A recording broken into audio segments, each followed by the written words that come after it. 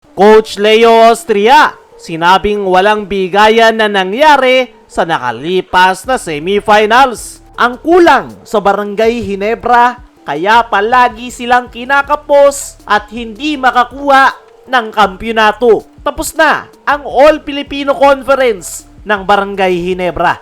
At kahit masakit ang pagkatalo nila sa semis, isang bagay ang malinaw na malinaw. Isa pa ring contender team ang Barangay Ginebra. Hindi rin sila kulang sa effort at lalong hindi sila kulang sa talented players. Ang totoo, isang bagay lang talaga ang kulang sa kupunan ngayon ni Coach Tim Cone. Yan ay big man. Dahil kung titingnan natin ang buong conference, masasabi nating maganda ang ipinakita ng Ginebra. Although nag-struggle sila sa kanilang unang mga laro, pero nakabawi ang Ginebra at nagkaroon nga sila ng 8-game winning streak at umabot pa ng semifinals. Ibig sabihin lang nito, legit contender pa rin talaga ang Ginebra. Hindi sila basta-basta natalo at nakita natin hanggang dulo yung kanilang laro.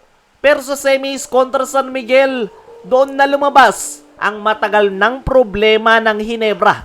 Yon ay yung kanilang kakulangan sa presence sa loob ng painted area. Matagal na nating nakikita to mga chong. Kapag kalaban ng Ginebra ay may legit big man, doon sila nahihirapan. Sa semis, ramdam na ramdam yan. Hirap sila sa defensive rebound, hirap mag-contest sa loob, walang consistent rim protection, kaya kadalasan napipilitan si Coach Tim na mag-small ball at daanin na lang sa bilis ang laro. Hindi mo rin naman matatawaran yung effort ng mga bigs ng Ginebra na sila Japet, Troy Rosario at Norbert Torres. Ginawa nila ang lahat.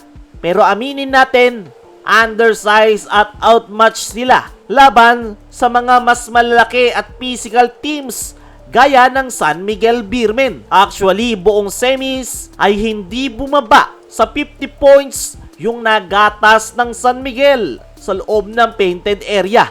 Isang malinaw na indikasyon na yung ilalim, yung weakness ng Ginebra. At dito na papasok ang pinaka-importante. Once na makakuha ng matinong big man ang Ginebra, masasabi na nating complete package na sila. Bakit? Dahil solid na yung kanilang backcourt. Nandyan sila Scotty Thompson na all-around player, RJ Abarrientos na merong high basketball IQ at malawak na court vision. Kayang-kaya din nitong pumuntos at deadly nga ito sa 3-point area. Nandyan rin yung 3&D ng Ginebra na si Stephen Holt. Kaya naman, walang problema sa guard rotation ng Ginebra. Malaki na rin yung in-improve ng kanilang outside shots. Ibig sabihin, hindi na kailangan ng Ginebra ng superstar big man.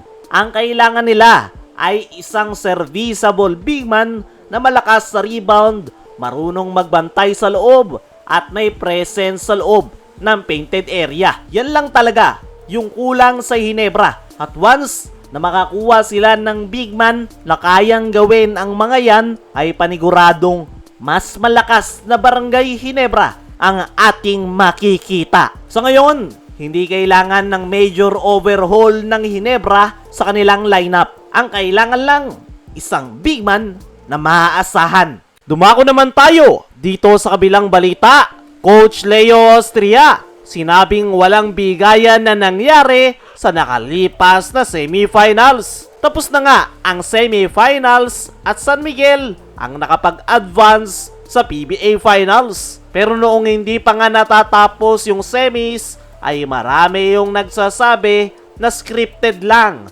yung bakbakan ng Ginebra at San Miguel Beermen. At sinagot nga yan mismo ni Coach Leo Austria sa kanyang naging latest interview kung saan pinabulaanan nito yung sinasabi ng ilan na scripted o bigayan lang yung naging laban nila kontra Barangay Ginebra. Wala nga daw yang katotohanan at unfair nga daw yan para sa kanila at sa Barangay Ginebra dahil grabe nga raw yung kanilang naging effort buong semifinal series. Para sa akin mga chong, agree ako sa sinabi ni Coach Leo Austria na wala talagang bigayan na nangyari. Dahil unang-una, malaking bonus yung pinag-aagawan dyan ng dalawang kupunan. Kaya naman, parehas nilang gustong makapasok ng finals at makakuha ang kampyonato. Kaya mga chong, ano ang masasabi nyo sa sinabi niya ni Coach Leo Austria? Agree rin ba kayo na big man na lang ang kulang sa Barangay Ginebra?